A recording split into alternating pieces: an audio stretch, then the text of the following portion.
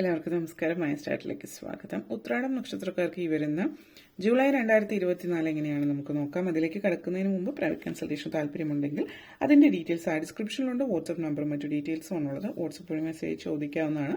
Private consultation സംബന്ധിക്കുന്ന കാര്യങ്ങൾ നമുക്ക് റീഡിംഗ്സിലേക്ക് കടക്കാം. ഉത്രാടം നക്ഷത്രക്കാർക്ക് ഈ വരുന്ന ജൂലൈ 2024 എങ്ങനെയാണ് എന്ന് നമുക്ക് നോക്കാം.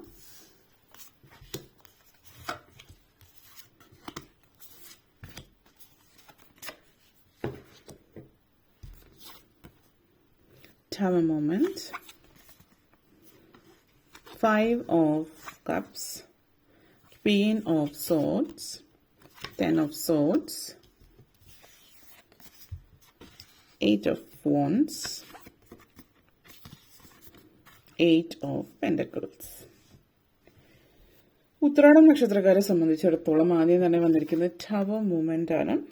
ഈ ഒരു എനർജി, ഒരു ടവർ മൂവ്മെന്റ് എന്ന് പറയുമ്പോൾ നിങ്ങളെ സംബന്ധിച്ചിടത്തോളം നമ്മൾ പലപ്പോഴും ജീവിതത്തിൽ നമ്മളായിട്ട് ചില തീരുമാനങ്ങൾ എടുക്കേണ്ടുന്ന സാഹചര്യമുണ്ട്. അതായത് നമ്മളായിട്ട് തീരുമാനങ്ങൾ എടുക്കുന്നില്ല എങ്കിൽ ആ ഒരു പ്രപഞ്ചശക്തി ഇടപെട്ട് നിങ്ങൾക്ക് വേണ്ടിയിട്ടുള്ള ഒരു തീരുമാനം എടുക്കുന്നുണ്ട്. കാരണം ഇവിടെ കാണിക്കുന്ന കുറച്ചധികം നാളുകളായിട്ട് നിങ്ങൾ തീരുമാനം എടുക്കാതെ മാറി നിൽക്കാൻ, അതായത് തീരുമാനം എന്താണ്, എങ്ങനെയാണ് മുന്നോട്ടേക്ക് പോകേണ്ടത്, അതായത് യെസ് ഓർ നോ പറയേണ്ട ഇടത്ത് നിങ്ങൾ ഒന്നും പറയാതെ നിൽക്കുന്നുണ്ട്. തീരുമാനം എടുക്കേണ്ടതാണോ, നിങ്ങളാണ് തീരുമാനം എടുക്കേണ്ടത് എന്ന് അറിഞ്ഞിട്ടും നിങ്ങൾ ഇതുവരെ ഒന്നും മിണ്ടാതിരിക്കുന്ന ഒരു സാഹചര്യമാണെങ്കിൽ ഈ ഒരു സമയം എന്ന് പറയുന്നത് നിങ്ങളെ സംബന്ധിച്ചിടത്തോളം വളരെ പ്രാധാന്യമുള്ള കാര്യമാണ്. നിങ്ങൾക്കറിയാം പല സാഹചര്യങ്ങളും ജീവിതത്തിൽ നിങ്ങൾക്ക് മുന്നേറാനായിട്ട് പറ്റില്ല എന്നുള്ളത്.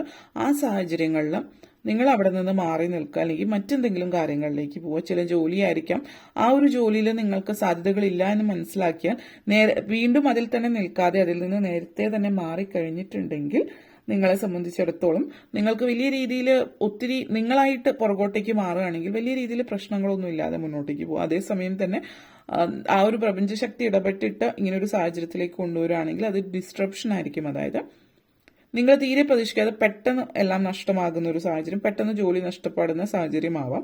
അപ്പോൾ ഈ ഒരു കേൾക്കുന്ന ഇപ്പോൾ തന്നെ നിങ്ങൾ പുതിയ ജോലിക്ക് വേണ്ടിയിട്ട് അപ്ലൈ ചെയ്യുക എന്നുള്ളതാണ് ഇവിടെ സൂചിപ്പിക്കുന്നത്. ഇത് ചില ആളുകളെ സംബന്ധിച്ചിടത്തോളം ജോലി സംബന്ധമായിട്ടുള്ള കാര്യം തന്നെ ആയിരിക്കണമെന്നില്ല. ചില ആളുകളെ സംബന്ധിച്ചിടത്തോളം ഇത് ചിലപ്പോൾ മറ്റെന്തെങ്കിലും കാര്യങ്ങളായിരിക്കും. നിങ്ങൾ തുടങ്ങി വെച്ചിട്ടുള്ള എന്തെങ്കിലും ബിസിനസ് സംബന്ധമായിട്ടായിരിക്കും, അല്ലെങ്കിൽ മറ്റെന്തോ ഒരു കാര്യം നിങ്ങൾ അടുത്തിടയ്ക്കായിട്ട് തുടങ്ങി വെച്ചിട്ടുള്ള എന്തോ ഒരു കാര്യമാണ്. അത് നിങ്ങൾക്ക് പറ്റില്ല എന്ന് നിങ്ങൾക്ക് മനസ്സിലായിട്ടുണ്ട്. അങ്ങനെ മനസ്സിലായിട്ടുണ്ടായിട്ടും നിങ്ങൾ കാര്യങ്ങളായിട്ട് മുന്നോട്ടേക്ക് പോകുന്നില്ല. എന്തുകൊണ്ടാണ് അത് കാര്യങ്ങളായിട്ട് മുന്നോട്ടേക്ക് പോകുന്നില്ല എന്ന് പറയുന്നത്? നിങ്ങളെ കൊണ്ട് പറ്റില്ല എന്നറിയാവുന്ന കാര്യങ്ങൾ വേണ്ടെന്ന് വെച്ചിട്ട് നിങ്ങളെ കൊണ്ട് പറ്റുന്ന കാര്യങ്ങൾ എടുത്താൽ പൊങ്ങുന്നതേ എടുക്കാവൂ എന്നുള്ളതാണ് ഇവിടെ സൂചിപ്പിക്കുന്നത്. അപ്പം അതൊന്ന് പ്രത്യേകം നിങ്ങൾ ശ്രദ്ധിക്കുക. ഇവിടെ ഒത്തിരി ചാലഞ്ചിങ് ആയിട്ടുള്ള സാഹചര്യമാണ് ഈ ഒരു മാസം.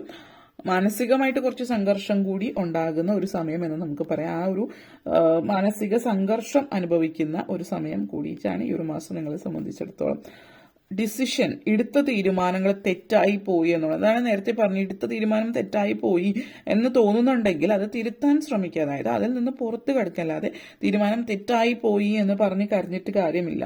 പലപ്പോഴും പല ആളുകളും പറയുന്നത് കേൾക്കാറുള്ള ഒരു കാര്യമാണ്, അന്ന് അങ്ങനെ ചെയ്തിരുന്നെങ്കിൽ അങ്ങനെ ആവാമായിരുന്നു, ഇന്ന് ഇങ്ങനെ ചെയ്തിരുന്നെങ്കിൽ ഇങ്ങനെ ചെയ്യാമായിരുന്നു എന്നൊക്കെ.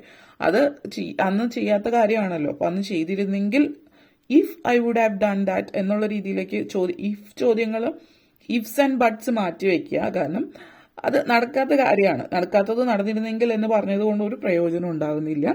അപ്പോൾ നിങ്ങളുടെ തീരുമാനത്തിൽ നിങ്ങൾ റിഗ്രറ്റ് ചെയ്യുന്നുണ്ടെങ്കിൽ അതിങ്ങനെ ആലോചിച്ചിരിക്കാതെ ആ തീരുമാനം തിരുത്താൻ ശ്രമിക്കുക. ഇവിടെ പറയാനുള്ള മറ്റൊരു കാര്യം, ചില ആളുകൾക്ക് അത് വിവാഹ കാര്യമായിരിക്കാം. വിവാഹബന്ധം വേർപെടുത്തുന്ന സാഹചര്യമൊക്കെ കാണിക്കുന്നുണ്ട്. ഡിവോഴ്സ് സിറ്റുവേഷൻ ആവാം. നിങ്ങൾക്ക് ചില ബന്ധങ്ങളിൽ നിന്ന് സങ്കടങ്ങൾ, അതായത് നിങ്ങൾ ഒത്തിരി വികാരധീനരാകുന്ന ഒരു സാഹചര്യം കാണിക്കുന്നുണ്ട്. അപ്പോൾ ദേഷ്യവും വാശിയും ഒക്കെ ഒത്തിരി കൂടുന്നുണ്ട്. പലതും വേണ്ടതും വയ്ക്കുന്ന പല കാര്യങ്ങളും ഒരു ഹെയ്റ്റ്ഫുൾ ആയിട്ടുള്ള ഒരു ഫീലിംഗ് ഇവിടെ കാണിക്കുന്നുണ്ട്.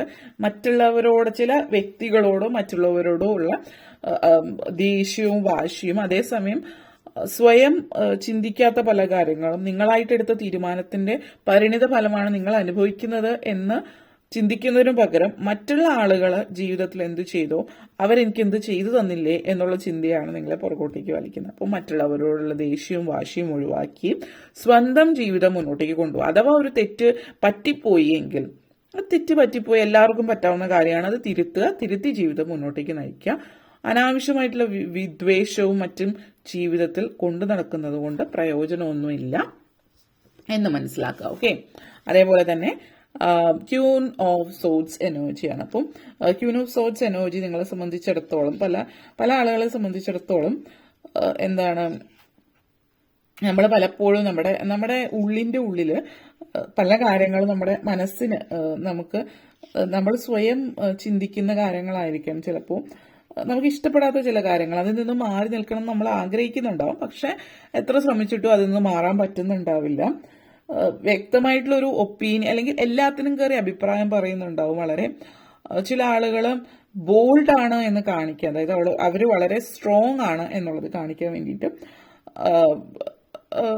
എന്തിനും ഏതിനും തർക്കിക്കുന്ന സ്വഭാവമോ അല്ലെങ്കിൽ റെസ്പോണ്ട് ചെയ്യാതെ റിയാക്ട് എല്ലാത്തിനും ചെയ്യുന്ന ഒരു സ്വഭാവമോ അങ്ങനെയൊക്കെ ഉണ്ടെങ്കിൽ അത് പ്രത്യേകം ശ്രദ്ധിക്കാം. സ്ട്രോങ് ആണ് എന്ന് പറഞ്ഞാൽ അതിനർത്ഥം എപ്പോഴും ക്രൂരമുഖം വെച്ചിട്ട് എല്ലാവരോടും ദേഷ്യത്തോടു കൂടി സംസാരിക്കുക എന്നുള്ളതല്ല. സ്ട്രോങ് എന്ന് പറഞ്ഞാൽ നിങ്ങളുടെ പ്രവൃത്തികളിലാണ് നിങ്ങൾ സ്ട്രോങ് ആയിരിക്കേണ്ടത്. സ്ട്രോങ് ആകുക എന്ന് പറയുമ്പോൾ മറ്റുള്ളവരും മറ്റ് സാഹചര്യങ്ങളും ഒക്കെ നിങ്ങൾക്ക് എന്തൊക്കെ സാഹചര്യങ്ങൾ വന്നാലും അതിനെ ചിരിച്ചുകൊണ്ട് നേരിടുക, അല്ലെങ്കിൽ ആ ഒരു സാഹചര്യത്തിൽ ലോജിക്കലായിട്ട് തിങ്ക് ചെയ്തിട്ട് ഒരു ദീർഘവീക്ഷണത്തോട് കൂടിയിട്ട് കാര്യങ്ങൾ നോക്കി കാണുക എന്നുള്ളതാണ്. ഇവിടെ നിങ്ങൾക്ക് ഇല്ലാത്ത ഒന്നും ദീർഘവീക്ഷണമാണ്. അപ്പോൾ ഈ ഒരു മാസം നിങ്ങൾക്ക് ഒത്തിരി അവസരങ്ങൾ, ഒരു തരത്തിൽ നെഗറ്റീവായിട്ട് ഇതിനെ ഒന്നും ചിന്തിക്കേണ്ട കാര്യമില്ല. കാരണം ഇതൊക്കെ നിങ്ങൾക്ക് വരുന്ന അവസരങ്ങളാണ്. ജീവിതത്തെക്കുറിച്ചൊരു പുനർചിന്തനം നടത്താൻ വേണ്ടിയിട്ട് അതെപ്പോഴും നടക്കുന്ന കാര്യമല്ല. കാരണം എപ്പോഴും അവസരങ്ങൾ വരില്ല. നിങ്ങൾക്ക് സെക്കൻഡ് ചാൻസസ് 100 ചാൻസസ് ലൈഫിൽ കിട്ടിയിട്ടും നിങ്ങൾ അതിനെ ഉപയോഗപ്പെടുത്തിയിട്ടില്ല എങ്കിൽ അതെല്ലാം കഴിഞ്ഞു. ഇനിയെങ്കിലും നിങ്ങൾ അതിനെ ഉപയോഗപ്പെടുത്തുക. ഇപ്പോൾ നിങ്ങൾക്കൊരു അവസരമുണ്ട് ഈ ഒരു മാസത്തിൽ. ആലോചിച്ച് ചിന്തിച്ച് തീരുമാനമെടുക്കുക, പ്രവർത്തിക്കുക എന്നുള്ളതാണ് പറയാനുള്ളത്. ഓക്കെ, അതേപോലെ തന്നെ 10 ഓഫ് സോഡ്സ് എനർജിയാണ്. സോ 10 ഓഫ് സോഡ്സ് എനർജി എന്ന് പറയുമ്പോൾ നിങ്ങളുടെ ജീവിതത്തിൽ, അതായത് നമ്മൾ പലപ്പോഴും പല കാര്യങ്ങളും ഓവറായിട്ട് എടുക്കുന്നുണ്ട്. ഇപ്പോൾ ഇവിടെ പറയുന്നത് ഇപ്പോൾ ഒരു സാക്രിഫൈസ് അല്ലെങ്കിൽ ത്യാഗം അങ്ങനെയൊക്കെയുള്ള ഒരു ചിന്ത നിങ്ങളുടെ മൈൻഡില്ല, അല്ലെങ്കിൽ നിങ്ങൾ വളരെ വലിയ ത്യാഗിയാണ്, അതായത് എല്ലാവരെയും സഹായിക്കുന്നു, ആ ഒരു രീതിയിലൊക്കെ ചിന്ത മൈൻഡിലുണ്ടെങ്കിൽ ഇവിടെ സൂചിപ്പിക്കുന്നത് നിങ്ങൾ വിശ്വസിച്ച് മുന്നോട്ടേക്ക് കൂട്ടിയ, നിങ്ങളെ വിശ്വസിച്ചിരുന്ന ഒരു വ്യക്തി നിങ്ങളെ ചതിക്കാൻ ഇടയുണ്ട്. അപ്പോൾ പ്രത്യേകം ഒന്ന് ഇപ്പോൾ തന്നെ ശ്രദ്ധിക്കുക. എവിടെയൊക്കെയാണ് നിങ്ങൾ കണ്ണടച്ചും മറ്റുള്ളവരെ വിശ്വസിച്ചിട്ടുള്ളത്, കണ്ണടച്ച് ആരെങ്കിലും പൈസ ഏൽപ്പിച്ചിട്ടുണ്ട് എങ്കിൽ അത് പ്രത്യേകം ശ്രദ്ധിക്കുക. അതേപോലെ തന്നെ വാർണിങ്സ് ഉണ്ട്, ട്രാപ്സ് ഒക്കെ ഉണ്ട്. നിങ്ങൾ ഒരു സ്വയം നശിക്കാനായിട്ടുള്ള ഒരു ശ്രമം ഒഴിവാക്കുക. അമിതമായിട്ട് മറ്റുള്ളവരെ വിശ്വസിക്കുന്നത് ഒഴിവാക്കുക. പിന്നെ ഇവിടെ പറയാനുള്ള മറ്റൊരു കാര്യം, വിശ്വസിക്കേണ്ട ഒരാളെ വിശ്വസിക്കാതെ വിശ്വസിക്കാൻ പാടില്ലാത്ത ആളുകളെ തെരഞ്ഞു പിടിച്ച് വിശ്വസിക്കുന്ന ഒരു രീതി നിങ്ങളിൽ കാണുന്നുണ്ട്. അപ്പൊ അതും ഒന്ന് ശ്രദ്ധിക്കാം. വിദ്യാർത്ഥികളെ സംബന്ധിച്ചിടത്തോളം വളരെ നല്ല സമയമാണ്. വിദ്യാർത്ഥികളെ സംബന്ധിച്ചിടത്തോളം വിദ്യാഭ്യാസ കാര്യങ്ങളിൽ ശ്രദ്ധ കേന്ദ്രീകരിക്കുകയാണ് എങ്കിൽ അനാവശ്യമായിട്ടുള്ള കാര്യങ്ങളിലൊന്നും ചെന്ന് പെടാതിരിക്കുക. സാമൂഹ്യ സേവനം, പൊളിറ്റിക്സ് അതുപോലുള്ള കാര്യത്തിലൊക്കെ ഉള്ളവരെ ഒന്ന് ശ്രദ്ധിക്കുക. എല്ലാവരെയും വിശ്വസിച്ച് കണ്ണടച്ച്, പ്രത്യേകിച്ച് ധനവുമായിട്ട് ബന്ധപ്പെടുത്തിയിട്ടുള്ള, ഫിനാൻസുമായിട്ട് ബന്ധപ്പെടുത്തിയിട്ടുള്ള കാര്യങ്ങളിലൊക്കെ അതൊക്കെ ഒന്ന് പ്രത്യേകം ശ്രദ്ധിച്ചാൽ നന്നായിരിക്കും എന്നുള്ളത് എടുത്തു പറയുന്നു. അതേപോലെ തന്നെ ഈ ഒരു 8 ഓഫ് വോൺസ് എനർജിയാണ്. ചില ആളുകൾ, ഇപ്പോൾ ചിലപ്പോൾ നിങ്ങളൊരു വിദ്യാർത്ഥിയായിരിക്കാം, നിങ്ങൾ പാരൻസിന്റെ കൂടെ ആയിരിക്കും താമസിക്കുന്നത്, നിങ്ങൾക്ക് ഒത്തിരി റെസ്ട്രിക്ഷൻസ് അല്ലെങ്കിൽ പാരൻസ് ചിലപ്പോൾ ഒത്തിരി സ്ട്രിക്റ്റ് ആയിരിക്കാം. അവിടെയൊക്കെ നിങ്ങൾ ഇപ്പോൾ എന്തെങ്കിലും നിങ്ങൾക്ക് വിദ്യാഭ്യാസപരമായിട്ട് വിദേശത്ത് പോയി പഠിക്കണം അങ്ങനെയുള്ള കാര്യങ്ങളിലൊക്കെ താല്പര്യം ഉണ്ടെങ്കിൽ നിങ്ങളായിട്ട് തീരുമാനങ്ങൾ എടുത്ത് എന്തൊക്കെയാണ് എവിടെയൊക്കെയാണ് ചെയ്യേണ്ടത് എന്നുള്ളത് ആലോചിച്ച് ചെയ്യാനായിട്ട് ശ്രമിക്കുക. 18 വയസ്സ് തികഞ്ഞവരാണെങ്കിൽ നിങ്ങൾക്ക് സ്വന്തമായിട്ട് പല കാര്യങ്ങളും ചെയ്യാവുന്നതാണ്. അതിനു വേണ്ടിയിട്ട് നിങ്ങൾക്ക് ശ്രമിക്കാവുന്നതാണ്. പിന്നെ അൺഎക്സ്പെക്റ്റഡ് ആയിട്ടുള്ള ചില സാഹചര്യങ്ങളൊക്കെ ഈ ഒരു മാസത്തിൽ വന്നേക്കാം. എക്സസൈസ് ചെയ്യാൻ പ്രത്യേകം ശ്രദ്ധിക്കുക.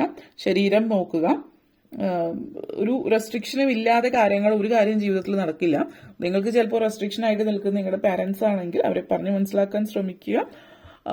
നിങ്ങളുടെ ഇഷ്ടങ്ങൾ ആർക്ക് വേണ്ടിയിട്ടും ത്യജിക്കാതിരിക്കുക എന്നുള്ളത് എടുത്തു പറയാം. യാത്രകൾ പോകാൻ പറ്റിയ അവസരവും കാണിക്കുന്നുണ്ട്. യാത്രകൾക്ക് ശ്രമിക്കാവുന്നതാണ്, യാത്രകൾ പോകാനായിട്ട്. അതേപോലെ തന്നെ 7 ഓഫ് പെൻഡക്കിൾസ് എനർജിയാണ്. അപ്പോൾ 7 ഓഫ് പെൻഡക്കിൾസ് എനർജി നിങ്ങളെ സംബന്ധിച്ചിടത്തോളം പറയുകയാണെങ്കിൽ നമ്മൾ ജീവിതത്തിൽ സേവ് ചെയ്യുക, അതായത്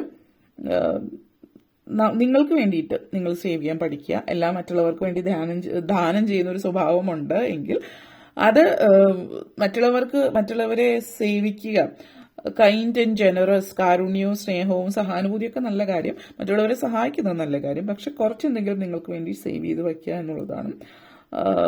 നിങ്ങൾക്ക് വേണ്ടിയിട്ട് എന്തെങ്കിലും ഒന്ന് ക്രിയേറ്റ് ചെയ്ത് വയ്ക്കുക എന്നുള്ളതാണ്. ബിസിനസ് ഓപ്പർച്യൂണിറ്റീസ് ഒക്കെ വരുന്നുണ്ട്, ഒന്നിൽ കൂടുതൽ ബിസിനസ് ഓപ്പർച്യൂണിറ്റീസ് വരുന്നുണ്ട്. അപ്പോൾ സെൽഫ് സാറ്റിസ്ഫാക്ഷൻ, സ്വയം സംതൃപ്തി അടയാനുള്ള അവസരങ്ങൾ ഒത്തിരി വരുന്നുണ്ട്. ഇതൊക്കെ തട്ടിക്കളയുക, അല്ലെങ്കിൽ ത്യാഗമനോഭാവം, അമിതമായിട്ടുള്ള ത്യാഗമനോഭാവം കൊണ്ടുവന്നിട്ട് കർണനാവാൻ ശ്രമിച്ച കർണന്റെ അനുഭവം ത്യാഗവും അമിതമായിട്ടുള്ള സഹനവും കൊണ്ടിട്ട് അദ്ദേഹത്തിന് നഷ്ടമാണ് ഉണ്ടായിട്ടുള്ളത് എന്നുള്ള കഥ ആളുകൾക്ക് അറിയാം. മുനിയുടെ ശാപം ലഭിച്ചതിന് കാരണം അദ്ദേഹത്തെ അമിതമായിട്ടുള്ള ഒരു സഹനം തന്നെയാണ്. അപ്പോൾ അത് പ്രത്യേകം ശ്രദ്ധിക്കുക. അമിതമായിട്ടുള്ള സഹനം കൊണ്ടിട്ട് നഷ്ടം മാത്രമേ ഉണ്ടാവുള്ളൂ എന്നുള്ളത് ആലോചിക്കുക. ഓക്കെ, ഇത്രയും കാര്യങ്ങളാണ് പറയാനുണ്ടായിരുന്നത്. നിങ്ങൾക്ക് ഈ വീഡിയോ ഇഷ്ടപ്പെട്ടുവെങ്കിൽ ലൈക്ക് ചെയ്യാനും ഷെയർ ചെയ്യാനും കമന്റ് ചെയ്യാനും സബ്സ്ക്രൈബ് ചെയ്യാനും മറക്കരുത്. അതുപോലെ താഴെ ബെല്ലൈക്കൻ കൂടി ക്ലിക്ക് ചെയ്യുമെങ്കിൽ മാത്രമേ മുന്നോട്ടേക്കുള്ള വീഡിയോസ് നിങ്ങൾക്ക് ലഭിക്കുകയുള്ളൂ. അപ്പോൾ ഈ വീഡിയോ കണ്ടിരുന്ന എല്ലാവർക്കും ബിഗ് താങ്ക് യു.